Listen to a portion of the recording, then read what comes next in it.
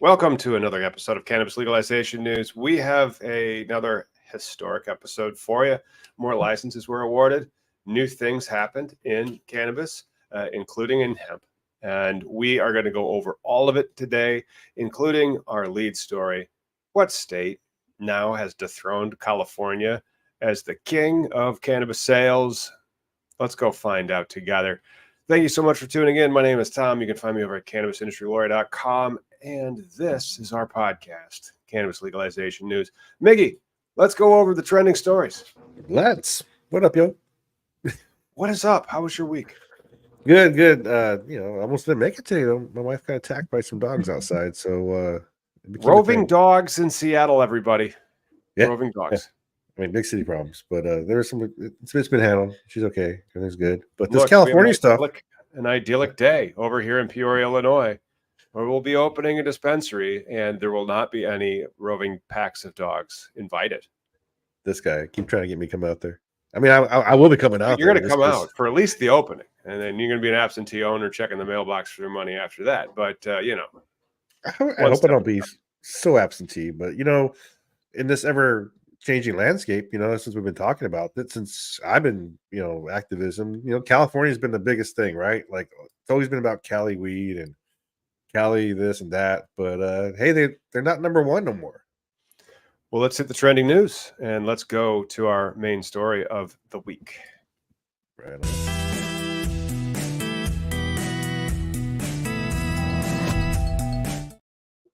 This is out of SFGate, and for those who are not in the know, SF stands for San Francisco. SFGate is reporting that California has been dethroned as this state now sells more legal weed on June 5th. Guess what state it is? Survey says. That's right, Michigan. And so Michigan sold 22 million cannabis products in March, whereas California sold only 21.3 million products. Do you know what the population disparity is between Michigan and California? No. It's about a 4x, not quite a 4x. Yeah, because there's about 11 in Michigan, and then there's about 40 in California. So Sure. You're looking at about 4 times the population. And they sold more products because Michigan has done something very well. They have removed any excuse from getting into the industry.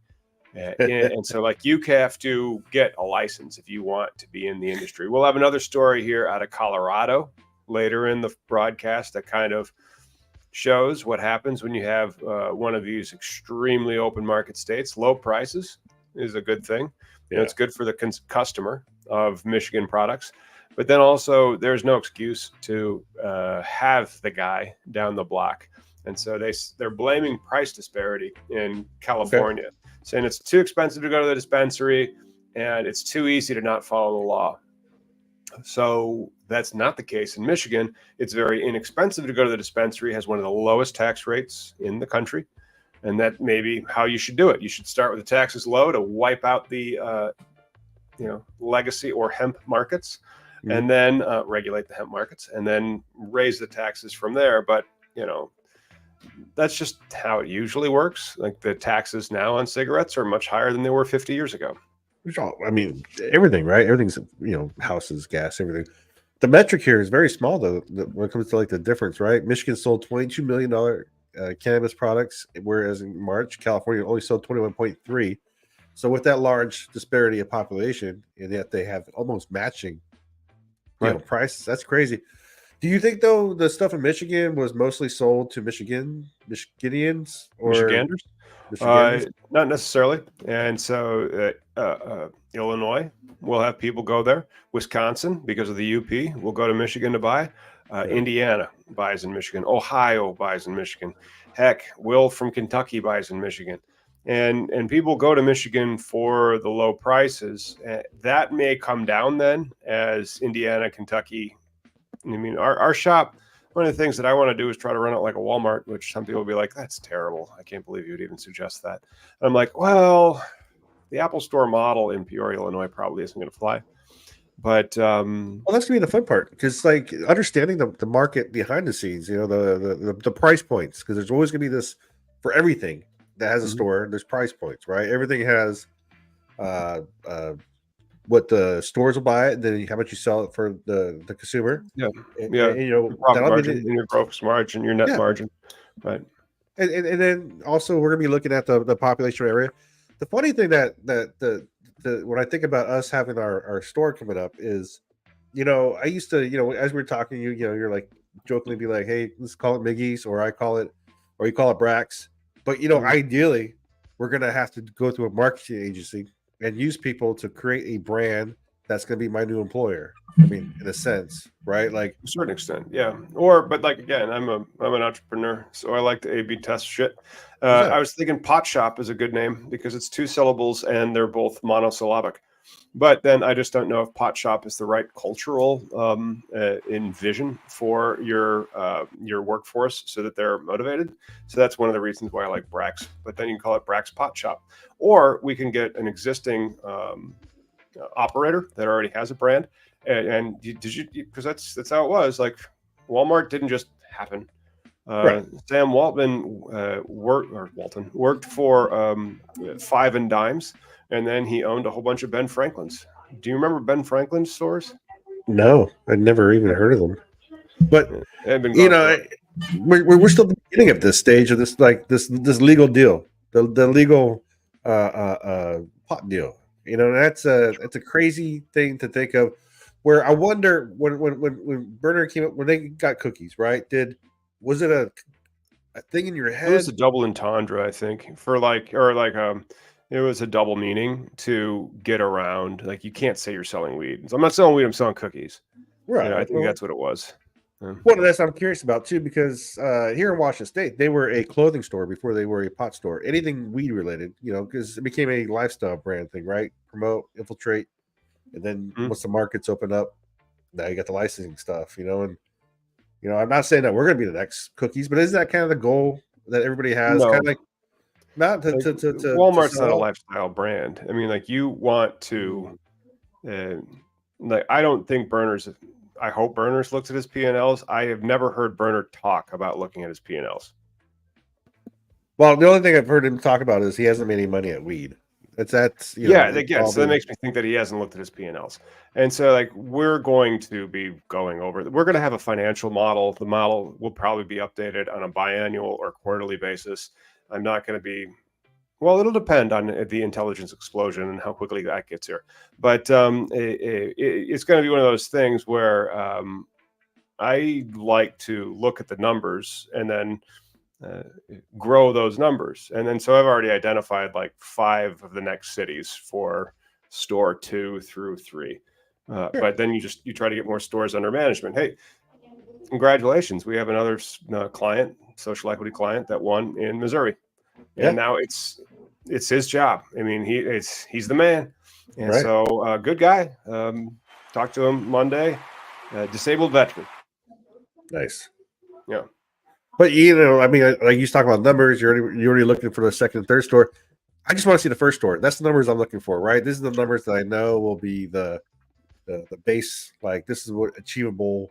You know, Well, I want the store to be wrapped into the podcast so yeah, that we are kind of using the store and the podcast together, where it's like this is how it is to slog on, and then Schedule 3, get it registered with a DEA. We aren't going to be selling hemp. We may be selling some hemp stuff, but I think everything's going to change. You know, one stop pot shop, that's cool. Like I yeah, like pot shop short, but then the problem is it can get a little bit too funny, and that might. Well, then funny is a good thing, but then you need to have it be. Uh, you have to motivate the people to believe in something bigger than what they show up. Otherwise, they're just going right. to punch out. Yeah. Well, and I think we can create that environment, culture. But you know, I told you I like pot shop too. When I was in college in Stockton, in Jersey, there was a store called the Store that you would Mhm. buy like your necessities. But it was just called. We're going to go to the store. It's just the store. But anyways, we got some other We news got news besides out of selling. Washington. Your state. Your state has made some inroads, which is good because you guys are like Michigan has low taxes. Washington State has some of the highest taxes. We do, and it hasn't killed our market. I mean, I just went to the store and bought another Still got quarter again. low prices. How much was the quarter? This one was 40, That's low 45. prices. When you get a quarter for 45 and it's high quality, that's low prices. Yeah. Oh yeah. No, again, I think our store logo should be, sorry, man. Here's your $80 eighth. I mean, No, that's the price point. absolutely not. No. It's again, that is not the strategic business model. Like we will sell for less, and then so like again, I'm going to try to run it like a Walmart Yeah. because people will drive further to save a buck. Okay. I mean, I see what you're saying. Like, we're gonna look at the vendors. I mean, you definitely don't. You said earlier you don't want to buy. Well, let's go back to Washington. I mean, here they're apparently they're going to be getting rid of the patient's tax, but it seems to me that 37% tax the patients will be exempt from. But there's still a lot of shenanigans in this because even when they did the patients, the thing that finally killed medical in Washington State, SB 52, they call it the Patients Care Act. Like there was like this whole like we're here Right. to make it better for you guys. So It's like the it's the Saving the Children Act, and what does it do? It cauterizes it. What do they call that? It's not cauterize, but then it's where you just take the kids, and it's not euthanize either. It's the Castration of All Children Act, and so like we're going to save them by making sure they're never right. going to have teenage babies, and so we're going to prevent all teenage pregnancies by castrating them, and we're going to call it the Save the Children Act. Politics is like that, where they will create a name for a bill that is designed to get people to support the bill before they even read it, because they're not going to read it. Yeah. Well, in this bill itself, it requires a lot on the grower side. The manufacturers in the state are required to submit all medical. So they got to create the medical products that's going to be exhumed from this tax. And it's still not a fair way to do things, right? So the producer has to come to aim just for the medical market, and then they got to find the stores that are going to hold them. So it's a very layered, not good thing, good thing. Yeah, get rid of the damn tax. That's what we're about. But oh, should I mute myself? No, that's all right. It's quieter now. When you're done talking, so you have Miggy has a very what I like to call cozy setup. And so one of the things that'll be nice for the dispensary to get going and stabilized will be to have Miggy have a studio office where you could join us from the studio. I but see. then Picking up the. Oh yeah, we can pick up the other audios that are going on, but it's all right, man. And so yeah, they are going to make it more difficult. And so it's one of those things where like on its face and like from the name of the bill and what it says it's supposed to do, it seems really good. And then you read it and you're like, no one's going to go for that. Yeah, no, it's 100% shenanigans, but that's a step. Just like rescheduling, right? Deschedule's ideal, but we can reschedule right now. That'd be awesome. Yeah, I think that's one of the things that Illinois needs to do, to be honest, is if they really want to sell some weed, license the dispensary owners, get them licensed so they can get going. Um, the expense is difficult on the operations. So like Schedule 3, like we are not going to talk about how we're going to get a bank loan. Because like I don't want to say we're going to get a bank loan and then get it and then accidentally say the name of the bank on the podcast. Right. I don't want to do that. But then banks will provide financing more in Schedule 3, especially for your real estate development company and not you. That's the thing that most people that have a shop that they don't get. Like they want a lease, that makes sense because then somebody else owns it. But as a tenant in that space, that is a default if there is a mortgage on that strip mall. So Yeah. to talk to the mortgage holder, and then they have to talk to their lender, and then that has to be okay or not okay. And so one of the things that we're thinking about doing is getting a multi-tenant facility so that only a small percentage of the units would be dedicated to trafficking in a Schedule 1 substance. But then by the time we open, we hope that it's not a Schedule 1 substance, it's a Schedule 3 substance, and we have a license that we can register with the DEA. That video is finally in the can. So like how we get our public comments that we'll be putting out. And so I'll be hyping the public comments more. It's open. It's open for another 6 weeks. Leave your public comment. We got a story about that later. Well, speaking of too, I'm going to put it in the chat because we only have a minute to kill before 420, 220. I posted my public comment, and I have a Substack because I write. That's how Tom knows me, because occasionally I put words together to make sense. And So that's so some I good put. words, Joe. It's been a lot of words for a long time, right? But Right. so I put my comment out there. So my comment's gonna be a personal one though, because I did capture a bunch of the sections, but ideally you're doing like a large, because even tell you in the comment areas, like if you are part of an organization, if you have the same message, it's a lot easier for them to group together, opposed to what I did, which is like get all personal, but like use their words, and hopefully it comes out, or it changes, right? Right. Well, I mean, Nick's talking about rescheduling, changing stuff, and so for the cultivators, rescheduling must change things because of how the way the international treaties are, unless Congress will do its job. But Yeah. I'm very worried about Congress, especially over the next 4 years, as AI continues to go on that slope that it's on. They will continue to just dither and do nothing until it's just way too late, and then they'll do something stupid because that's And where that they're makes it more important. Makes the Yep. rescheduling process that's happening right now all the more important to just have any change that we've got going on, because neither side's doing anything. This whole, what would you call it? Uh, just a process, a regulatory, uh, Notice executive. proposed rules making. This is rule making. We're in Yeah. the rule making time. Hey, a couple of Sundays into the rule making time. Join us. Cannabis Legalization News. Thank you for tuning in. And if you know, you can get us wherever you get your podcasts. That's right. Take us with you on your commute or your next road trip. Hey, good news, everybody. It's 20 past the hour, which means that it is 4:20 somewhere in the world. Right now in New York City.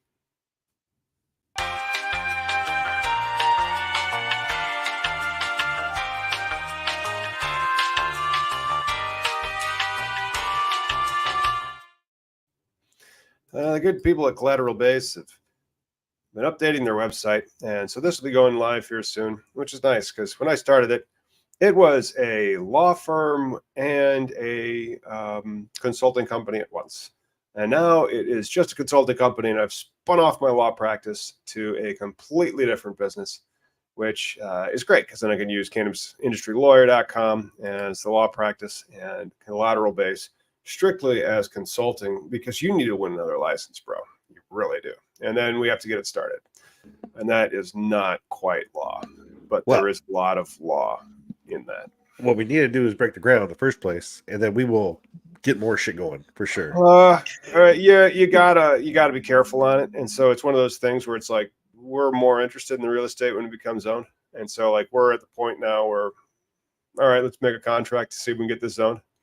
And so we'll be doing that, and then hopefully have that contract to get it zoned. But if a lot of it is real estate identification and acquisition, and so like Yeah. I've found several locations when I'm like, okay, and then let's float a balloon here and see if we can get this thing zoned.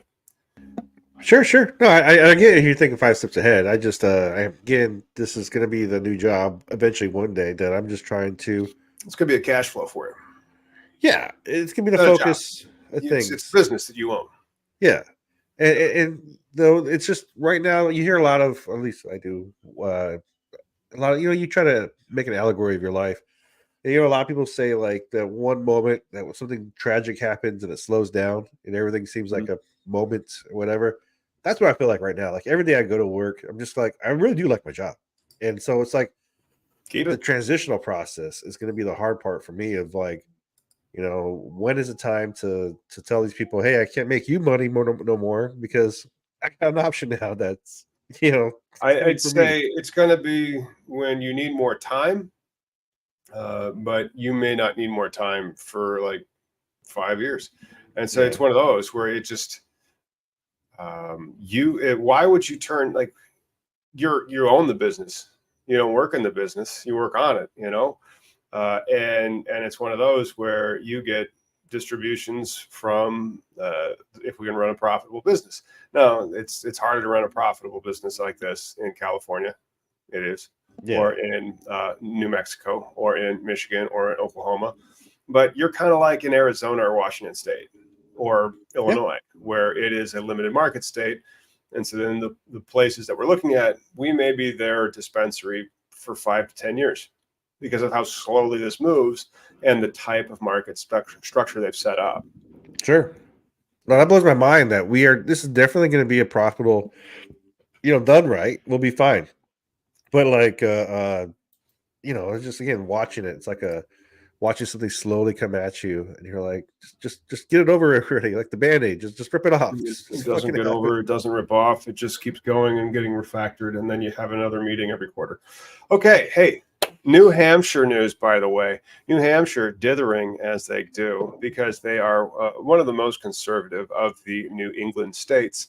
Now they have reached a deal on a long debated piece of legislation that would legalize weed for adults, a compromised bill out of their bicameral conference committee. This is where I always like to ask the viewers that are tuning in.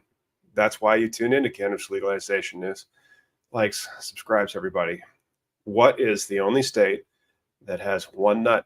That's right, Unicameral. Every state in our nation, in our union, has a legislature in bicameral structure in the sense that there is a Senate and a General Assembly or a House of Representatives, except for this one state. What is that? I'm going to ask the audience. Always death when you talk to the audience. Oh, What the Pack is late. Hey, What the Pack, do you know who is the only state that only has one camera? They are not bicameral. They just have a camera. And no, it is not Indiana.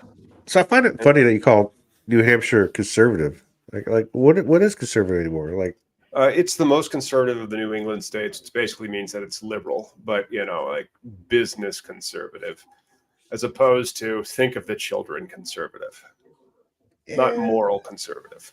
I guess, yeah, I guess that'd be the better one. Moral versus, but business conservative. I think most people in general are going to be business conservative, right? Nobody wants to like just give their shit away. Still like to call Nebraska. So Genetic Memory Farms puts out that Nebraska is it.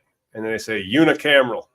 I still like calling it one nut, but it's unicameral. They only got that one camera. They are not bicameral.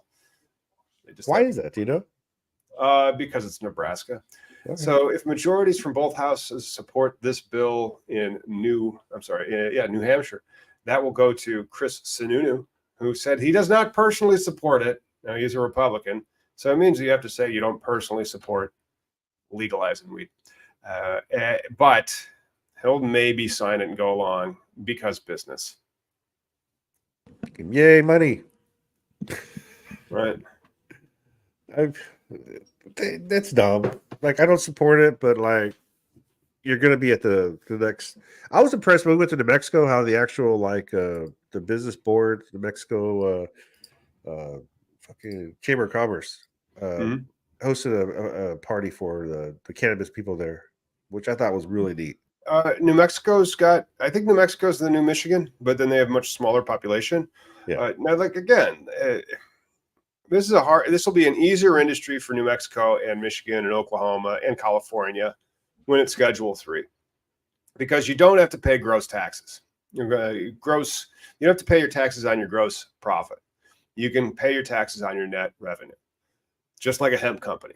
And so when marijuana Schedule 3 is a hemp company, granted with like more regulation, but surprise, regulations coming to the hemp industry. Yeah. Then you're going to see a much more profitable industry, because your profit margins will go from 10 to 15% to maybe double that of 20 to 30%, which is huge. And then retail, they were dancing when they did some discounting profit margins at Walmart for total net revenue 8%, an 8% profit margin, in 1970. And you're like, really? You're doing all that crap in retail just to chase 8 cents? But that's true. What's the profit margin of Kroger? What's the profit margin of Publix? If you're in Florida, we're going to be talking about Florida. What's the name of the supermarkets? Of course, you're in Seattle, Whole Foods, right? That's Kroger too. I mean, that's the main one. But yeah, we got our Trader Joe's. Yep. But back to your saying though, will rescheduling it though also help people like Tennessee, Yes. Kentucky, right? Because Oh, like, very much. Like you are now talking about, especially this is when it will take time, but when a substance is rescheduled at the federal level, it 2/3 of the states will trigger. And so that means they're going to get rescheduled at the state level. And some of these states are like Texas. So all those hemp companies, if there's a federal method to get them licensed or like so they could apply for registration, they may be able to hop the state or like force the state to change their medical program to get in line with the federal medical program, like they did with hemp. It could be beautiful for all the patients. yeah, And then, but then the problem is you have to kick it off to, okay, now we have a Schedule 3 substance that's natural, that's naturally occurring, that's generic, that's thousands of years old. They've been using it in the population for thousands of years. For the past 80, we've been waging war on it. Didn't work.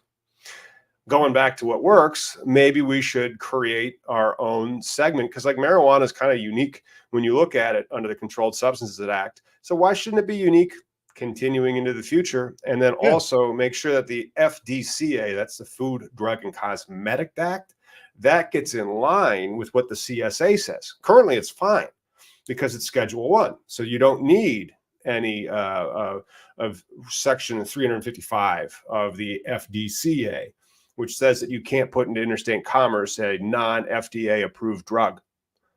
So why isn't there an exception in the rules for marijuana? Well, because it's not Schedule 3 yet. So I'm hopeful that if the right administration is in power for the next 4 years, two things. First, I really don't trust Donald Trump to be in power when we have the AI apocalypse. I don't. When you're going to have a technological explosion, you do not want that malignant narcissist totalitarian with any power. yeah, And then second is the changing of the administration. Like, why doesn't Sununu support it in New fucking Hampshire? In New Hampshire, why doesn't he support it? Because he's Republican. Well, and that's part of the whole Congress would have to get this shit together for it to be legalized, right? Like for any Right. descheduling to For happen. real legal, for descheduling, right? Yeah. But like rescheduling it now, here's something too, because it's going to be considered medicine or whatever, so you need a prescription. Well, all the people who are No, selling, you don't. That's the thing. okay, It won't. Okay, so none of it will change. All right, the systems that are in place will be the systems that are in place. You can't go to Walgreens and get your prescription for weed filled. There's no right. method to do that. Well, no, what I was It's thinking was illegal. Yeah. the president market, right? Because that's why they're freaking out, is because now they're going to be under the same constraints of a cannabis grower. Would the hemp farmer? I mean, they're already doing it now, but would they be able to sell it under the guise of now actual cannabis? Like it's now rescheduled cannabis when they're selling Right. it through the mill, right? Because we got Crossroads had a question about is there a 5 gallon per rate wholesale, which is a very ambiguous question, right? Because it could be You have to look at THCA flower, as far as like a flat rate type thing. the commodity price, spot commodity price. Yeah. So, but that'd be more of the hemp side of things, whereas like even in It's still traditional weed. I mean, markets, but then yeah, like that's one of the things. And so like under schedule, it's not. First off, it's not a schedule, guys. It's an article. And so if you read the single convention from 1961 and check out the video that I have coming out here in the coming week, you'll see me discuss how the rescheduling the Schedule 3 and our international treaty obligations. Again, this is all because Congress doesn't want to do their job. So we have to play the rules that are set at the book right now. And the executive wants to do this. And so you change the executive and you put in a whole bunch of like Rick DeSantis's or Ron DeSantis's, Mario Rubio's that hate weed. This could all change. But if you keep the same people that are there, then it could be rescheduled. Let Congress do its job eventually to legalize it. But you have to follow international law. And international law says that all the growers need to be licensed and that the United States has to buy all the weed and have it delivered to it within 4 months of its harvest. So you're going to have the DEA issuing licenses similar to the tax stamps that say, okay, you're good. You can sell this weed now. It's under our control. You're now able to sell this weed, and then that weed would go to the dispensary and all have all of its taxes or whatever it needs to have paid or whatever tests it needs to have tested on done. When you talk about price points, though, like, you know, we've always accepted like $10 gram is where it's at, and part of that is always coming into like cost and reward, right? Like when I used to like drive across, you know, I would definitely like, I am not driving across state lines for your weed. You know what I mean? Like to risk my life, not unless there was a lot Well, of money especially with involved. Idaho. But then would you drive to Oregon from Washington State to buy weed? Oh, every day. But Yeah, again, exactly. So it depends on what state you're talking about driving through. I'm not driving yeah. through Nebraska for you or anyone, you know. But when I traveled as a tech, I'd always have my personal consumption because I was going to die on that hill, right? That was a thing. Like I was like, this is going to be my stance in Idaho if I do get pulled over, We're or still gonna have that person. That person's driving through Idaho right now, praying yeah, he gets pulled over. Hey, let's go to another crazy state. Speaking of crazy states, Florida. Florida is a state that is trying to legalize and not legalize weed for the 2024 election. We have two stories. One's from the Tallahassee Democrat, and then another one is just from the desk of Governor Ron DeSantis. And so one is a poll, and that poll has to do from Fox News asking people if they support legalizing marijuana. Called marijuana. It's called marijuana in Florida. Doesn't surprise me. This election at the ballot box needs to get over 60% of the vote, and it's not the only amendment on the ballot. There is also Amendment 4, the abortion amendment. Now, both of these, again, need 60% to pass, and the cannabis one, Amendment 3, yes on 3, unless you're Ron DeSantis, and then you would say no on 3. That one is 66% of the vote currently, and 69% of the vote support the abortion amendment. So that man right there, Ron DeSantis, supports neither of these things. So he is doing policy. 70% of his own people, whom he represents, by the way, not that you know that, but whom he represents, he's doing what they don't want them to do. And so, like, can you imagine that if you were the president and like 70% of the people were like, we're doing it, and you're like, nah, we're not doing it. Part of the problem is though, only 30% of the population comes out to vote, right? Like everybody believes in common sense stuff for the most part, but like, you know, people who really do act on the policy, people who really do try and voice opinion, voting is one of the ways, and most people don't.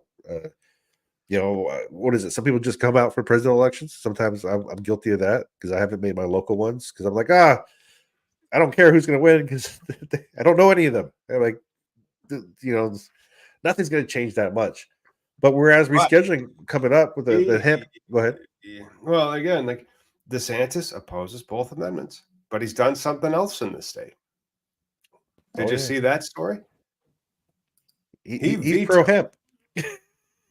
Now, the enemy of my enemy is my friend. Ron DeSantis issued a veto on Friday, June 7th, to Secretary of State, Secretary Byrd, which, of course, a bird for secretary makes sense in Florida, or the authority vested to him as governor of the state of Florida under the provisions of yada yada. And so they do actually have a constitution down there, of course. And look at that. Look what he says. A hemp production use continues to increase, and we must ensure the products are safe. So I want no regulations. Last year, he signed Senate Bill 1676, which instituted a series of products to regulate hemp products. And they were trying to ban it. Senate Bill 1698 were commendable. It would be debilitating burdens on the small business and certainly fail to achieve the purpose. It would dramatically disrupt and harm too many small retail manufacturing businesses in Florida that I have merged due to a recent legislation paving the way for commercial use of hemp. He hates weed unless you have the exact same effing product and you call it hemp. Then he is just for it. That is the politics to a T, where it is the same shit. but you call it one different thing. Well, Florida's not the first state to try and do this, right? Create a hemp bill with their existing cannabis market, which nationally, if it gets rescheduled, they're going to make a baby eventually. Like it's going to be a thing. Farm They're bill. trying to make that baby. It's just that Yeah. nobody. It's so the hemp market needs to understand they need to get in the weed market, and then the weed market needs to understand that they have to deal with the hemp market. And so you're going to see both of them, and there's going to be, I think, some federal line where it says like, well, or there's going to be just continued chaos for 4 more years, and then it doesn't matter because our robot overlords have arrived, and they go, you couldn't figure this out? Oh, this is going to be easier than we thought. That's true. I mean, but we can ask, like, overanalyze everything, right? I know you saw earlier, Whatapack had a quick question about would they study each strain, right? Like the whole rescheduling is supposed to be an overall, right? It's not going to be a, we don't have. There's a difference between a drug and a plant. Yeah. Yeah. And so you can have, again, that's why like marijuana has always been treated special under the Controlled Substances Act. So why would that stop? So you would have different rules for marijuana, the natural product, like, all your extra, go to our shop, give me my shop. Any of them products, that's marijuana. So that does include THCA, right. And it will include like any edibles, anything that's going to get you high. And then like all that chemistry stuff, that's not considered Schedule 3 marijuana. That might still be Schedule 1. But there's Schedule 3 marijuana is available in all 50 states. So you don't need, who's buying Delta 8 tomorrow if they can get weed? Pretty much. Who's going to buy THCA flower tomorrow if they can go to a dispensary? At a good price. At a good price. But I think we're getting there. But you have a lot of people still pushing those limits. I got messages on Facebook from people, asking me, "Hey, my buddy just got a package of Delta THCA shipped in Tennessee." One of our commenters said they have a shop here. It is Louisiana, with it says marijuana dispensary, and they're all selling that THCA stuff, which is cannabis. It's just not. It's weed. Yeah, it's all weed. It's weed. It's just that you have a business record that says in somebody's legal opinion it's hemp. Yeah. Well, no judge has ruled on that yet. And then when we get to testing of like terpenes and cannabinoids and all the other stuff, that's just going to be things that make up the plant that, you're going to be like, well, this one proves to be sleepy time, or this one proves to be energetic, depending on your body. But that's why we're going to have the Ganga in charge. And so, like the Ganga in Illinois, we have to have an agent in charge, kind of like a manager, somebody who's like there. That's kind of, and so like there's going to be a lot of HR involved. And so then we're going to use the little magic, and then also incentivization to work there because you love the plant and you have an enthusiasm with it. We'd have a Ganga sponsorship at the dispensary. So like we just make one a year, just one. Okay. Well, and I hope our staff is going to be knowledgeable and it's going to be a place that they want to be at. That's why you want to have the Ganga in charge. Until we have two, that's going to be my title. There we go. Do you want to look at the thing that we're talking about? Yeah, this is nuts. But then we got to get into, we were already looking at this, I think. And so he's vetoing this one. He supported the last one when it was cool for Republicans to hate on weed. But then he vetoed this one because now he wants to not legalize weed. That's how much he hates weed. He hates weed so much he's going to let the hemp industry flourish and say we're still going to regulate you, but make sure you don't legalize it. And so now he's asking for the hemp companies to lobby against Amendment 3 because they want to regulate quality control, labeling, marketing, and packaging, and retail sales. So he's going to withhold his approval, not sign it, but veto it, 1698. And that was just filed on the 7th, which I believe was Friday. And the hemp community went nuts. This is the best news in hemp for weeks because they had just been getting their asses smacked. But again, this guy's going against over 60% of his population. Like, I hope you're registered to vote. I hope you get Right. out that day. Look out for those shenanigans. Check your registration. No, the hemp people are just trying to sell you weed that's not been tested. They just want open market weed. They just want it everywhere. They want every state to be Michigan. That's what they want. Well, not even, because like Michigan still has licenses. Well, Michigan's cannabis people aren't doing too bad if they're number They one. are. They don't pay their bills. Michigan's got a blacklist. Oh, do they? Oh, of course. It's just like California. I mean, so like you have what they call price compression. So much so there's so much demand to get into the industry that there's too much product. And so then it's called a washout. And so you would only be able to be Standard Oil. And so you have to be a good operator who will lose money for 10 years to drive all your competition out of business. And then you get what they call pricing power and start raising prices. I get you. But it's like what Amazon, right? They were sucking for a while, negative for how many years. Correct. But that's why we should look at let's look at some corporate cannabis right now. This was made by Glass House. I have no idea if it was actually made by Glass House. That's right.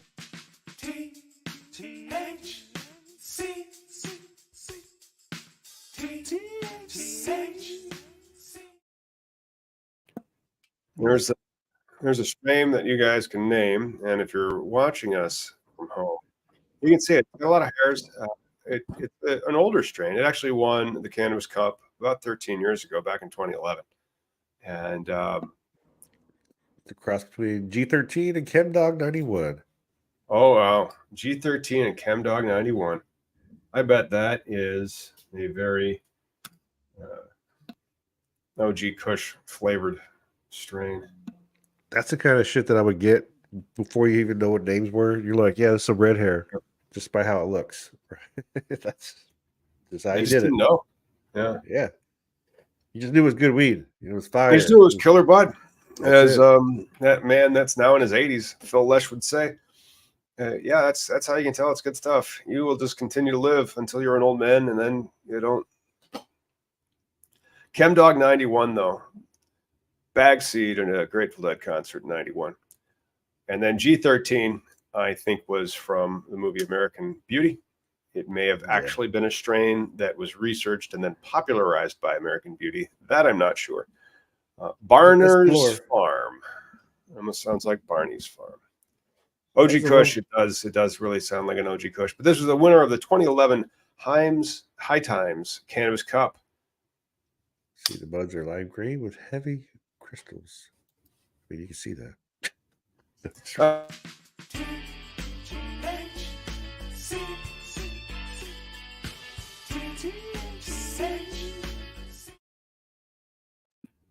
Shout out to Levi's, who was able to pick that one out.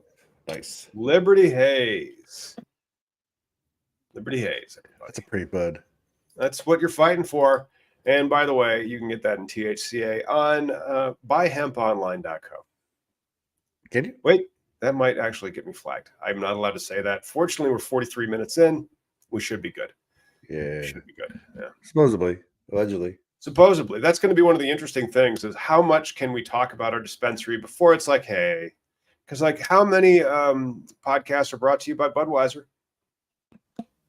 Well, none.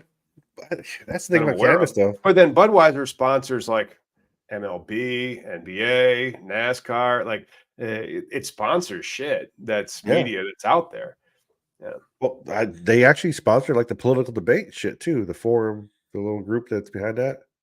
That kind of weirded me out. But no, I think what we should do is we'll use my channel devoted to just like that way. If we do get flagged, deleted, then we can just do the news on here.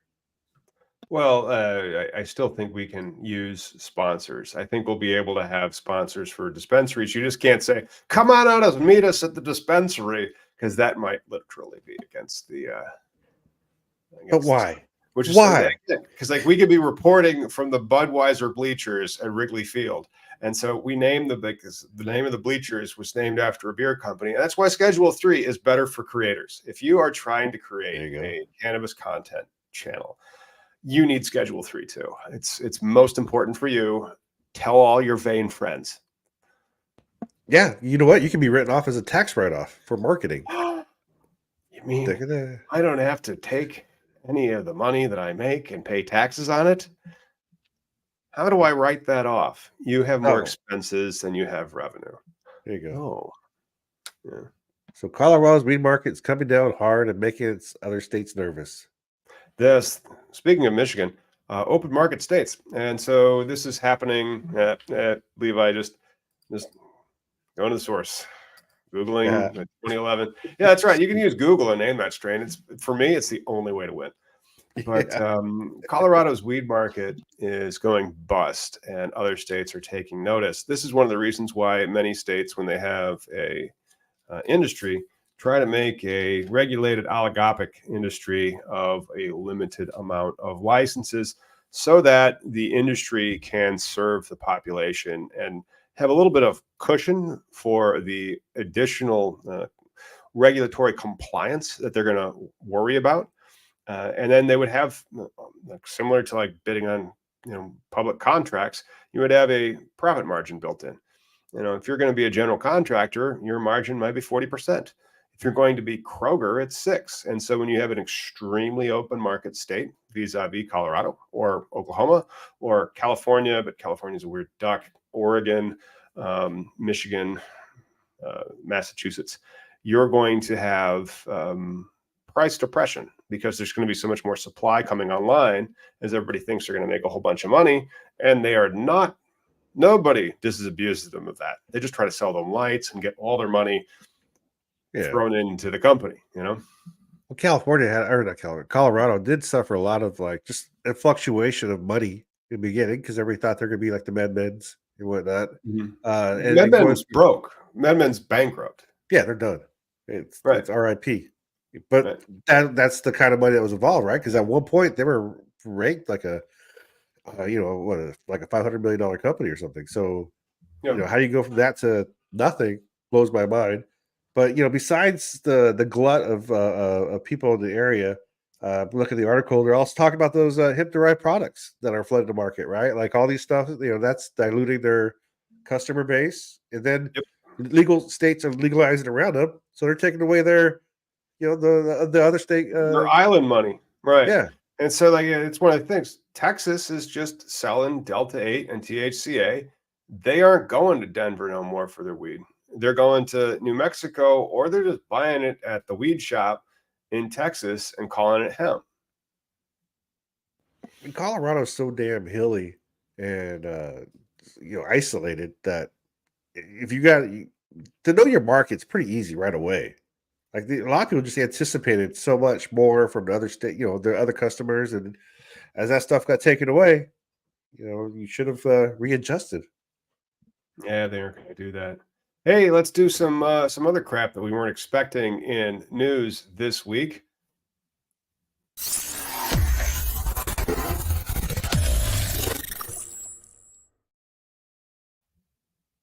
So we have some federal news. Federal health officials discuss marijuana research and rescheduling implications. And you know who no shows? No calls, no shows, by the way. They didn't call and they didn't show up. That's right. The DEA did not show up to their own hearing. Now, it wasn't their own hearing. It was the National Center for Complementary and Integrative Health's hearing, an agency that brought together numerous other branches of the federal government. However, a Drug Enforcement Administration official who was scheduled to appear and discuss cannabis policy and regulatory oversight did not show up for the cannabinoid research that she was supposed to speak at. Well, I'm sorry.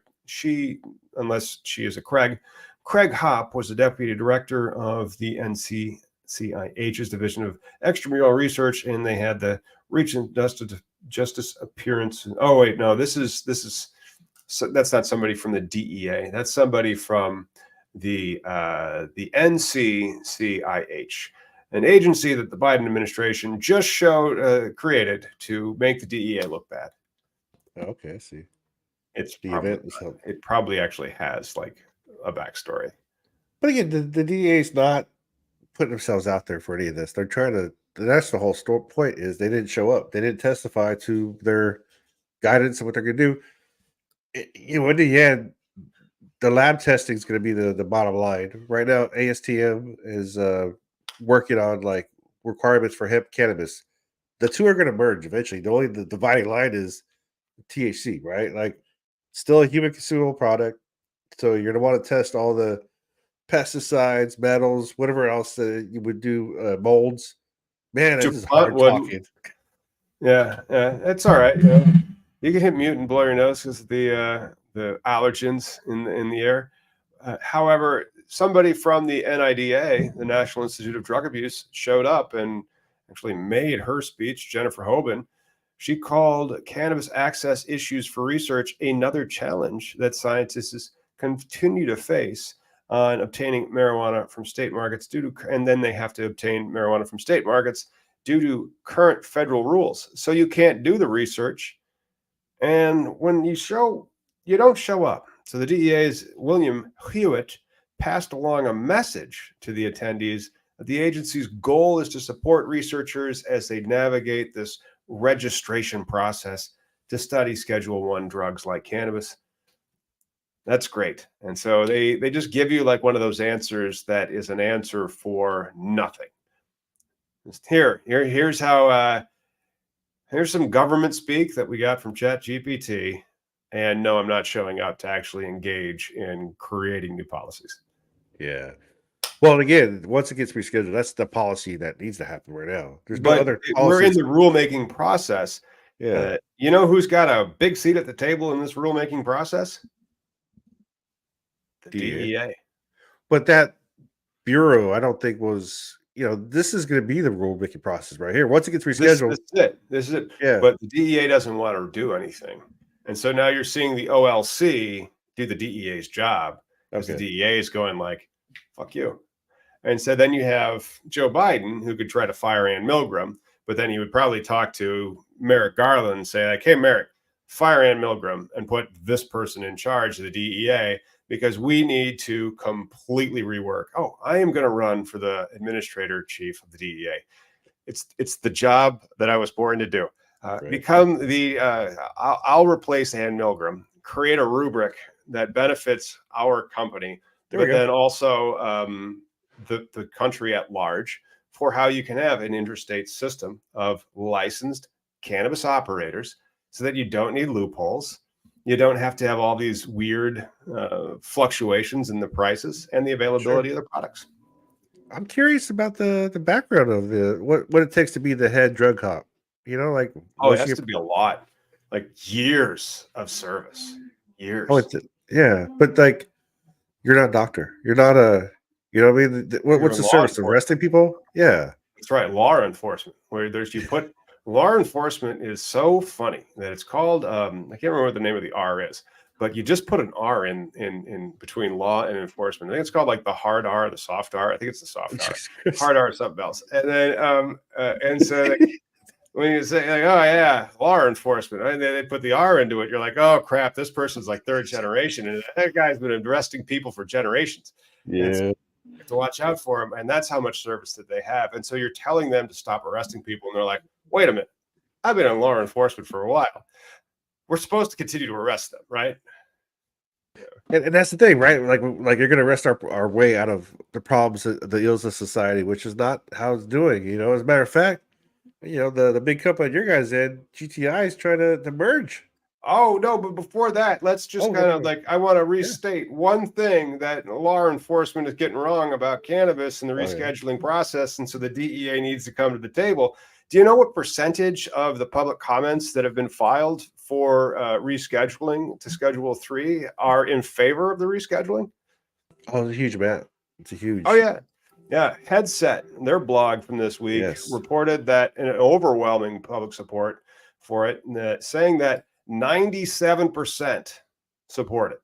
Our public comment period, 97%, 7,000 public comments supported in the first week. The public comment period, of course, is open until July 22nd. Tune in next week for our public comment and an easy way that you can copy and paste and put it in for yourself, or extrapolate from there and put your own little spin on it, so that maybe they'll then by they'll, I mean the DEA will respond to you to your comment as well. But that's overwhelming. Like, the people that are commenting really, really want it, but that's just probably because like the people that are commenting, they like it. Nobody else cares. Like legalizing weed, 7,000 people in a week. That's it. Who wants to legalize weed? 7,000 Americans. How many Americans are we talking about? 331 million. Like, okay, how many ate at McDonald's last week?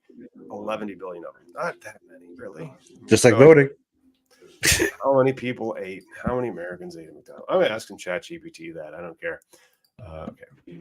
But it's all about the process. Who shows up? So, hopefully you guys show up. Oh, you have to show up. Otherwise, well, okay. If you show up to vote, yes, you may see legalized medical cannabis in the next 4 years. If you show up to vote and you vote for the Republicans, no. Like you may see hemp loopholes for another 4 years, and increased like criminalization of marijuana, which is like absurd policies. You might just see absurd policies soon. It's gonna be a stagnant thing, It's funny you say that about the just the people on the other side. Other Republicans. Did you see one of the contenders for Trump's VP is from Florida? He's the guy that said that Jim Crow blacks it was better for blacks back then, and he's black. So this guy Dawson, he actually got arrested for pot. So this guy, I was like, how can you be so? Because the right now the Republican Party is not doing anything. There's no moving forward, no legislative process that's helping the general people. Right? This rescheduling it will help. To get to that deschedule point, but we're not going to get there because those guys just none of them can get together. But the leadership at the top is what matters at the point. When Biden made said, "Hey, I'm directing the NHS to look into this," and here we are. The ball's moving. It is. It's moving a little bit, but I also don't like this answer that I got that 26.5 million people eat at McDonald's in America every day. Every day. I don't buy it. That's too many. It's too many. That sounds about right. I mean, have you seen mass farming? It's fucking gross. That's why they do that. Yeah, I do live in the farms. I mean, the farms are one thing versus mass farming when you're putting like 100 cows into little small areas just for the little juicy bits. And you're a vegetarian, so I won't bother you more with that. Yeah, it's all right. It's all right. I don't need to think that there's 70 million people in the world that visit a McDonald's every day. I don't. But can you imagine having a cash register that rings 71 million times in a day? McDonald's Corporation can. Well, we hope to have that cheeseburger, but it made out of weed. Yeah, it'd be cool. Cheeseburger made out of weed. All right, let's do some financial news. And this one's fun.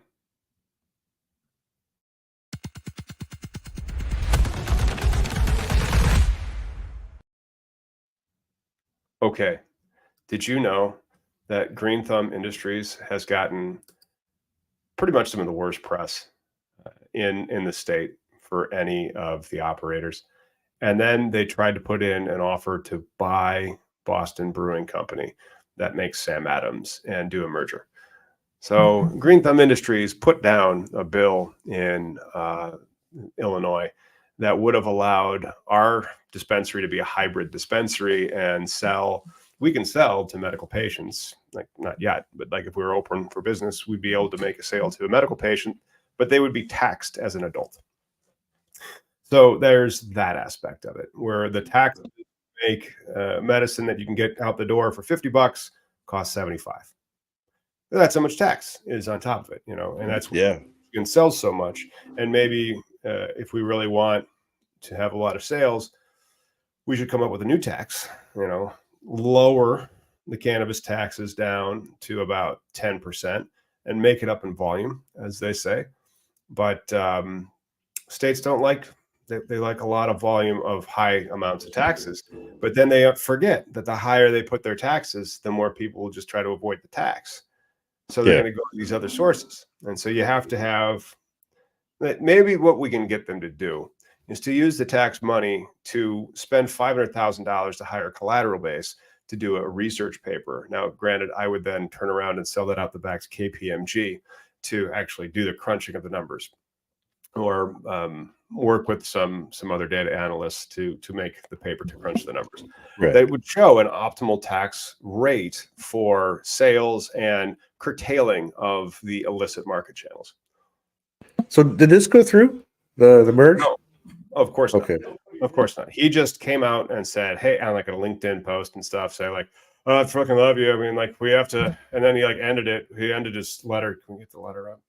He ends it with a Grateful Dead quote, because there's only one thing you're supposed to do when you're the CEO or involved at all in the cannabis industry, and that's pepper Grateful Dead quotes in everywhere.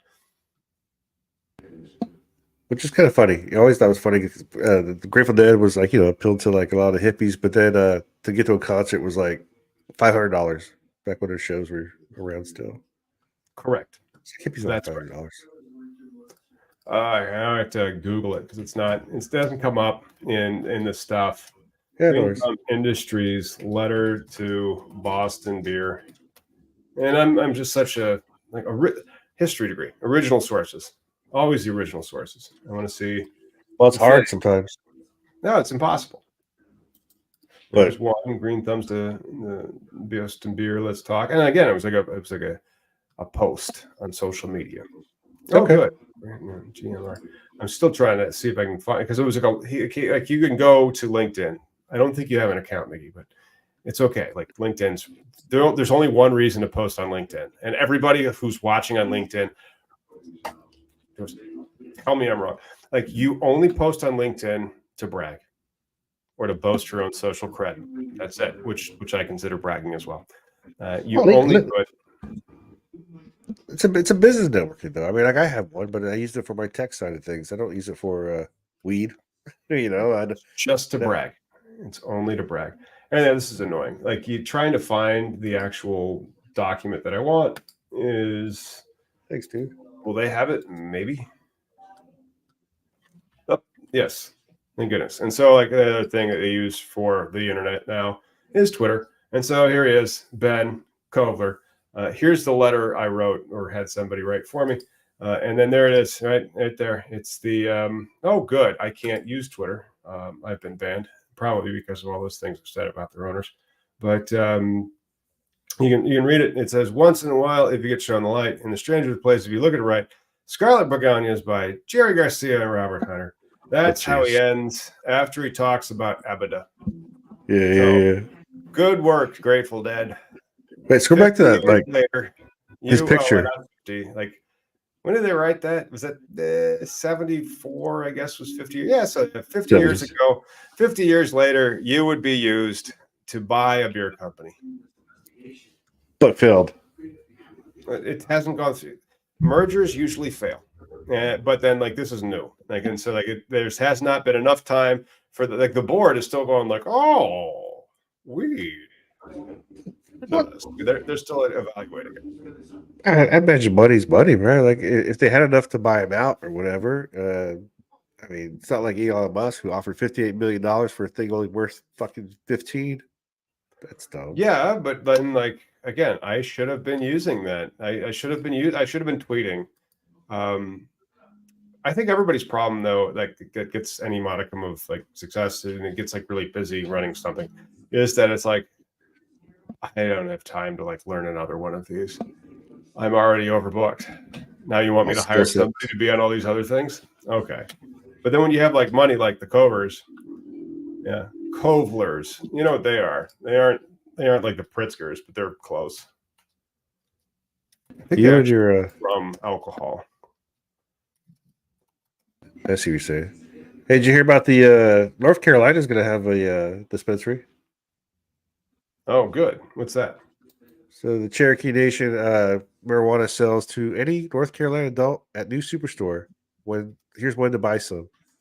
So the Cherokee Tribe Council, get out of here, on Thursday voted to expand sales of the tribe's new medical marijuana dispensary in North Carolina out to adults. Dispensary legal to buy in North Carolina until Thursday's vote. So So starting August, there we go. That's what I'm looking for. Starting August, you can buy weed on a res in North Carolina. So that was one Well, story. that's Yeah. one. But do you know what the Kovlers Good got placement. into? Was it alcohol or pharmacy? Bourbon. Okay. Yeah. Neat. Everett Kovler. Bourbon, people import it here from Scotch. It may, yeah, Mr. Kovler died of heart failure on August 23rd in his Chicago home back in 2003. So why wouldn't they get back into alcohol? It's what they know. Well, a lot of times companies too, when they buy something, like the weed company probably wants to buy an alcohol company because vices. People are always. Diversification. That's it. It's Yeah, interesting. that is it. That's it, because that's all the news we have for the week. Unless Miggy has more news and he's just holding out on us. There's a lot more, but I can't breathe. Well, you I got to be tried, careful. folks. Yeah. Fucking I think you dying. did a fine job. Hey, you can find us here next week, and then there's also going to be some more YouTubes dropping. I think that next week will be one for the boys because, it's Father's Day weekend, and so maybe we'll just talk numbers. We can go over some of the stuff that Slobodan and I have made up for the dispensary, because you have your offerings for your financing and you have your offerings for your investors, which is interesting, because they're different audiences. But next week, Father's Day weekend, and then we will have some guests that'll be on. Did Beard Bros ever get back to us on that? You never replied back, but I didn't push it initially too. So they fact they reached out to us the second time now. They don't reach out. It'll happen again. They've been doing a lot of like event stuff. I saw them in a recent thing, Hall of Flowers, all their stuff. They travel. They actually do stuff. Whereas, They like have you a said, budget. a No, budget, right? Well, right. I'm in my cozy little They're corner selling here. weed. Yeah, they're selling We're not weed. selling weed. Like, I'm selling like cannabis consulting services, and the client that win, the ones that win, they're social equity, and so like you have to be really tight with the belt, is what they would say. Like, it's a low margin industry until you can get into because then, like, the Koblers selling weed, like that guy stopped us from getting a client that is worth $3,000 a year to that company.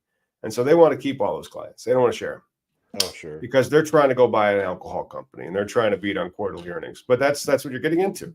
So, like, I was watching a video yesterday, which had a firm, like a law firm that I've dealt with. So it's Taft Hofstetler.